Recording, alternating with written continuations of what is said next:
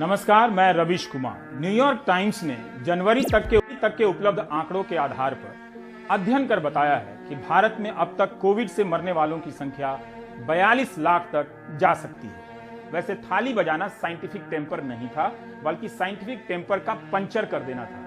अभी बात खत्म नहीं हुई है, शुरू होने जा रही है। इस ट्वीट में डॉक्टर हर्षवर्धन कहते हैं कि राहुल गांधी को न्यूयॉर्क टाइम्स पर भरोसा है, दिल्ली पर नहीं। क्या स्वास्थ्य मंत्री यह कह रहे हैं कि जो दिल्ली कहे उसे सच मानना होगा? तो यही बात वो भारतीय मीडिया को भी कहना चाहेंगे। सबसे पहले दूसरी लहर में कोविड से मरने वालों की सरकारी संख्या को चुनौती तो भारतीय भाषाई अखबारों ने दी, गुजरात के अखबारों ने दी। इसी को आधार बनाकर दुनिया भर के अखबार और यूनिवर्सिटी के विद्वान मरने वालों की सही संख्या और सरकार के झूठ का विश्लेषण कर रहे हैं। क्या डॉक्टर हर्षवर्धन भारतीय अखबारों की रिपोर्ट पर भरोसा करना चाहेंगे? किस दिल्ली पर भरोसा करें? खुद प्रधानमंत्री को ही आंकड़ों पर भरोसा नहीं लगता। क्या डॉक्टर हर्षवर्धन को नहीं मालूम कि 15 मई को प्रधानमंत्री ने राज्यों से कहा है कि संख्या ज्यादा है तो बताने से पीछे ना हटें? दिल्ली पुलिस ने ट्विटर इंडिया, जी हां, social media platform Twitter India के दफ्तर पर पहुंचकर नोटिस थमा दिया है। क्या भारत में विदेशी सोशल मीडिया यह तय करेगा कि कौन सा दस्तावेज सही है और कौन सा गलत? इस पर जवाब देने की बजाय हाय तौबा मचाया जा रहा है। डॉक्टर संबित पात्रा, जिनके ट्वीट के बाद ये बवाल मचा है और कांग्रेस और बीजेपी के बीच मच गया है घमासान। संविधान बड़ा है या सोशल मीडिया का विधान? इन्वेस्टिगेटिंग एजेंसी है, मेन काम पर ध्यान नहीं है, ट्विटर को टारगेट किया जा रहा है। क्या ये आप लोगों का दबाव है?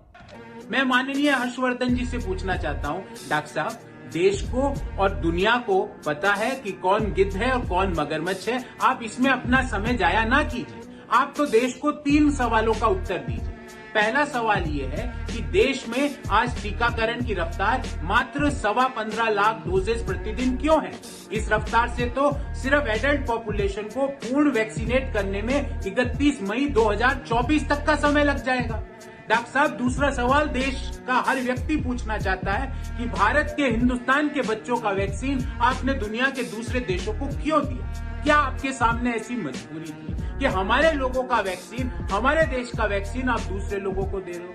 डॉक्टर साहब, आपसे तीसरा सवाल हिंदुस्तान का हर बच्चा पूछना चाहता है कि जब एक बाबा टीवी पर आके हमारे देश के डॉक्टरों का अपमान करते हैं, हमारे वैक्सीन का अपमान करते हैं, तो आप हाथ पर हाथ धरे क्यों बैठे हैं? डॉक्टर साहब, आप तो खुद एलोपैथी के डॉक्टर हैं। मरने वालों की सही संख्या का पता लगाना गिद्ध होना नहीं है डॉक्टर हर्षवर्धन जी, बल्कि सत्यमेव जयते के आदर्शों का पालन करना है। कि ट्विटर के टूल किट गैंग को कब लगेगी सिस्टम की वैक्सीन?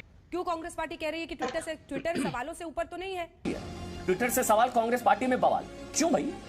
पुलिस और हमारी इन्वेस्टिगेटिंग एजेंसीज ही जांच करेंगी ना, या ट्विटर ही आप लोगों के लिए जज, जूरी है और एग्जीक्यूशनर?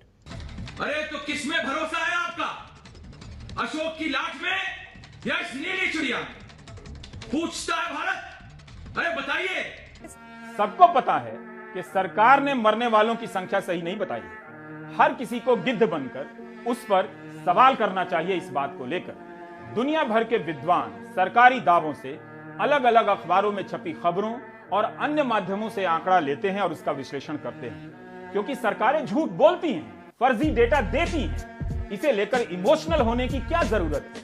केरल एक ऐसा राज्य है जहां के अखबारों में मरने वालों की सूचना और श्रद्धांजलि छपने की परंपरा है। इसके लिए कोई अखबार श्रद्धांजलि छापने के लिए पैसा नहीं लेता है। हिंदी प्रदेशों से निकलने वाले हिंदी और अंग्रेजी के अखबारों में श्रद्धांजलि छपवाने के पैसे देने होते हैं। मलयालम भाषा के अखबार वर्षों से प्रिंट और ऑनलाइन संस्करणों में मुफ्त में श्रद्धांजलियां छाप रहे हैं। अखबारों के हर जिला संस्करण में एक पन्ना श्रद्धांजलि और मरने वालों की सूचना का तो होता ही है। खराब प्लानिंग से कितने लोग मर गए और मार दिए गए, इस बात यह जानना जरूरी है। तभी आप आगे की सही प्लानिंग कर पाएंगे और उस प्लानिंग की सही या झूठ को पकड़ पाएंगे।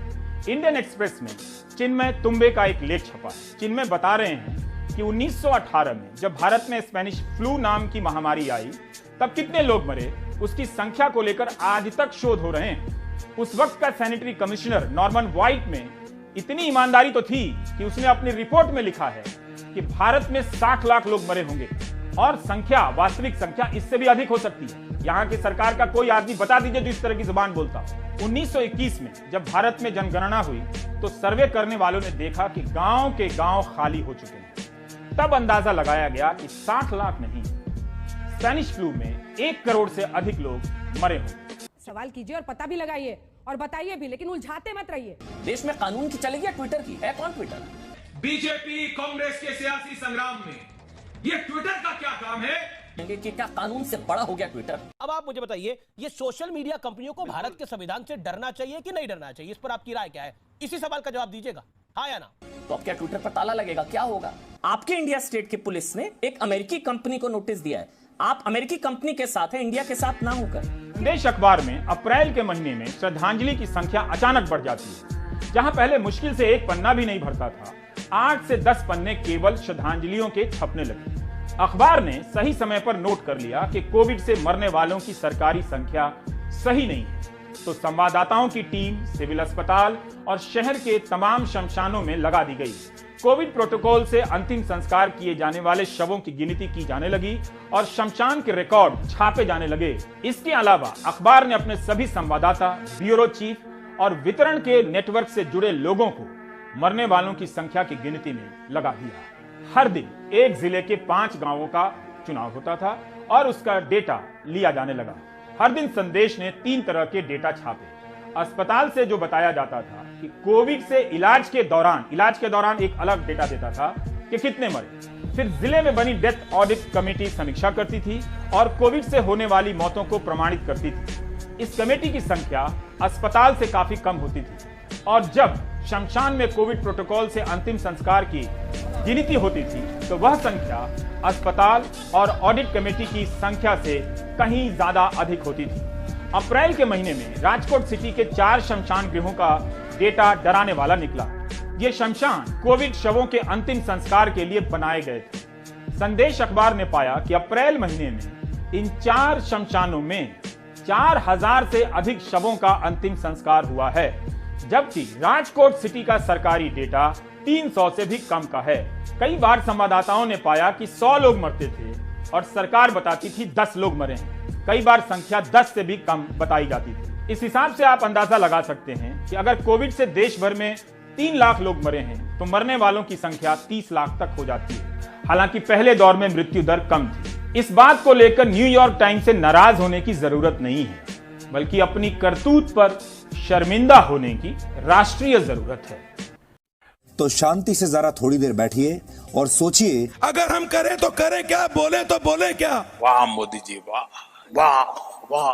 आपकी नियति में गोबर ही है, इसलिए कहा गया है कि मुंह पे मास्क लगाओ, मुंह बंद रखो। अगर आपको हमारा ये वीडियो पसंद आया हो तो इसे लाइक और शेयर जरूर करें और हाँ, हमें सब्सक्राइब और फॉलो करना ना भूलें।